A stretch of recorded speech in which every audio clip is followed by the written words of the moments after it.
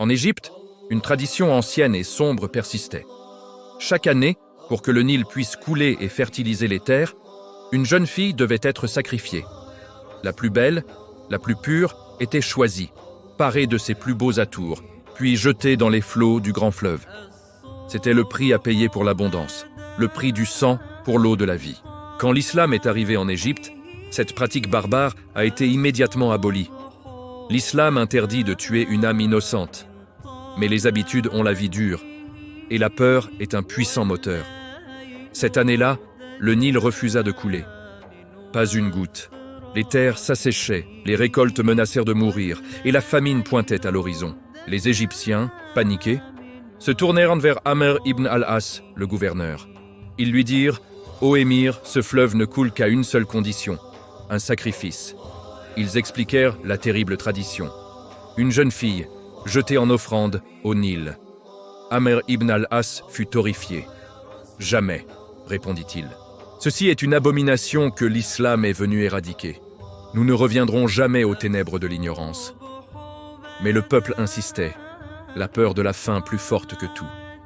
Sans ce sacrifice, le Nil ne coulera pas, et nous périrons tous. Face à ce dilemme, face à la pression d'un peuple terrifié, Amr ibn al-As fit ce que tout bon gouverneur doit faire. Il se tourna vers son chef, le calife, le commandeur des croyants, Omar ibn al-Khattab. Il lui écrivit une lettre décrivant la situation. L'ancienne coutume, le Nil à sec, le désespoir du peuple. Il demanda conseil, il demanda une solution. À Médine, Omar lut la lettre. Sa réponse fut rapide, décisive et pleine de sagesse. Il ne renvoya pas seulement des mots. Il renvoya une lettre, adressée non pas à Amr, mais au Nil lui-même. Une lettre qui allait changer le cours de l'histoire. Omar écrivit « De la part du serviteur d'Allah, Omar, commandeur des croyants, au Nil d'Égypte. Si tu coules de ta propre volonté, alors ne coule pas.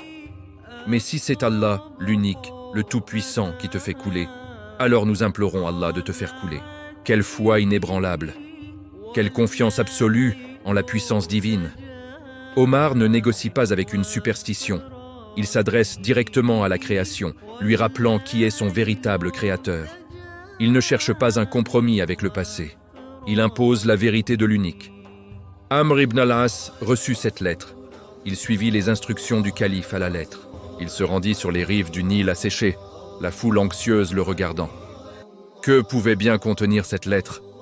Quel miracle pouvait-elle accomplir? Amr, sans un mot, jeta la lettre d'Omar dans le lit du fleuve. Puis, ils attendirent. La nuit tomba.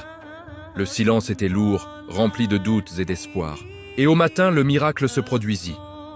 Le Nil avait commencé à monter. L'eau revenait, puissante, abondante. Le fleuve coulait plus haut qu'il ne l'avait jamais fait, 16 coudées au-dessus de son niveau habituel.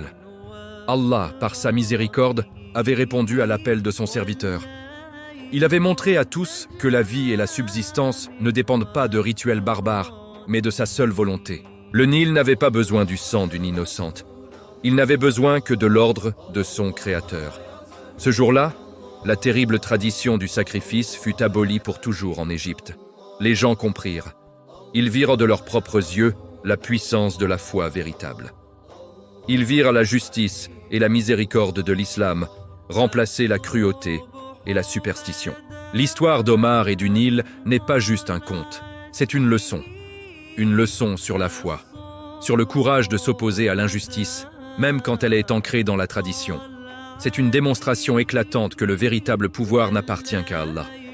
Imaginez la force de cet homme, Omar. Un homme dont la lettre, par la permission d'Allah, a fait couler un fleuve. Un homme qui parlait à la création d'Allah, comme on parle à un subordonné, lui rappelant sa place dans l'univers. C'est cela, la grandeur d'un leader guidé par la foi.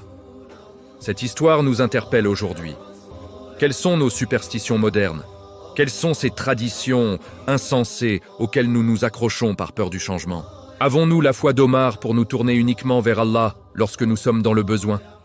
Quand nos vies sont à sec, quand nos projets stagnent, à qui adressons-nous nos lettres? Aux causes secondes, aux traditions vides, ou directement au créateur de toutes les causes? L'héritage d'Omar ibn al-Khattab n'est pas seulement dans les conquêtes ou l'administration d'un empire. Il est dans ces moments de foi pure, de confiance absolue en Allah, qui ont le pouvoir de changer le cours des fleuves et le cœur des hommes. C'est un rappel pour chacun d'entre nous. Notre force ne réside pas dans nos rituels, mais dans notre lien direct et sincère avec le Tout-Puissant. Merci d'avoir regardé. Si cette histoire vous a inspiré, n'oubliez pas de vous abonner et de partager, pour que la lumière de ces récits continue de nous guider.